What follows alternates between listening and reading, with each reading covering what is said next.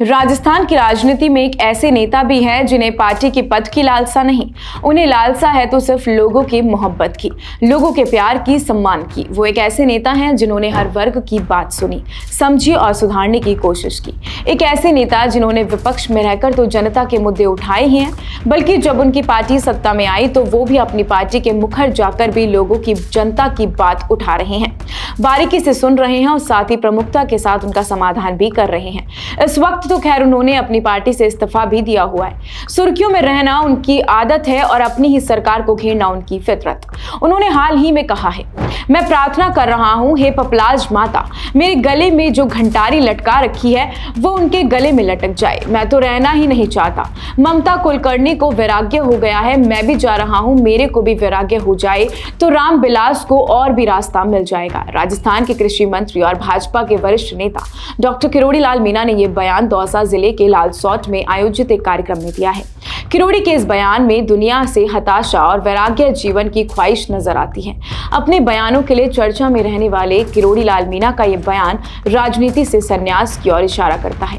कुंभ जाकर इस फानी दुनिया से खुद को अलग करने की इच्छा, लेकिन इससे पहले वो अपनी विरासत को स्थानांतरित करने की बात भी कर रहे हैं। मंत्री पद को गले की घंटी बता रहे हैं और कह रहे हैं कि ये घंटी अब लालसोट विधायक रामबिलास को बांध दी जाए।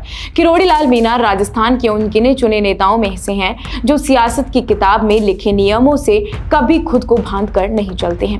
जब मन किया तो पार्टी लाइन के पार भी चले जाते हैं। ये राजनीति में उनके कद की वजह से हुआ। करीब 4 दशक तक पूर्वी राजस्थान में और खास तौर पर मीणा समुदाय में अपना एकत्रित प्रभाव रखने वाले किरोड़ी लाल मीणा ने बगावत की राह इख्तियार करते हुए भी अपनी सियासी जमीन को कभी कमजोर नहीं होने दिया।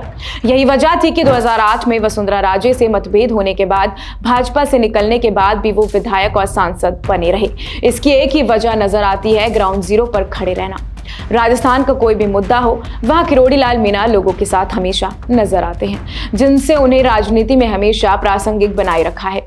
लेकिन सवाल अब भी वही है कि आखिर किरोड़ी लाल मीणा को ऐसा क्या दुख हुआ जिसने उनके मन में दुनिया से मुक्त होकर वैराग्य अपनाने का सोचने के लिए मजबूर कर दिया।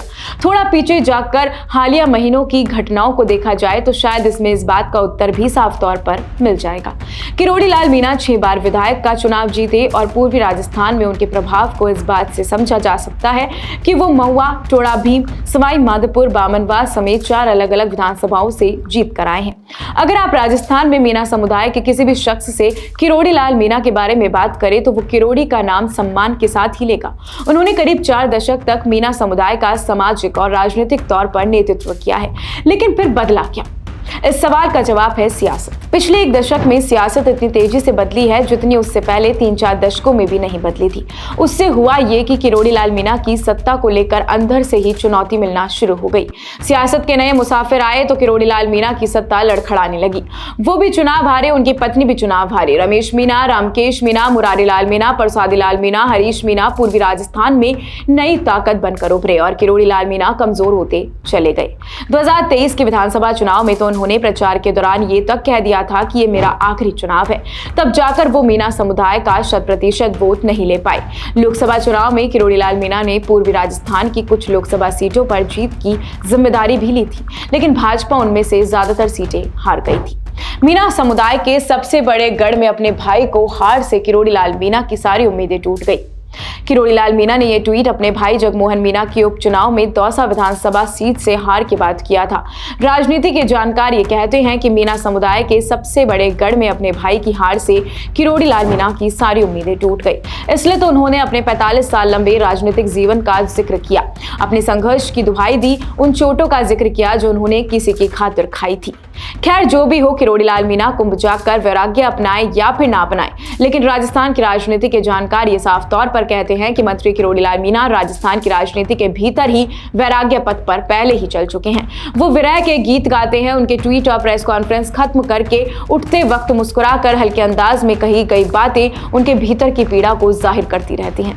अब खैर आने वाले वक्त में देखने वाली बात होगी, क्या मंत्री किरोड़ी लाल मीणा सच में राजनीति से संन्यास लेने वाले हैं या फिर नहीं। आपका क्या सोचना है हमें कमेंट सेक्शन में बताना बिल्कुल भी मत भूलिए। नमस्कार।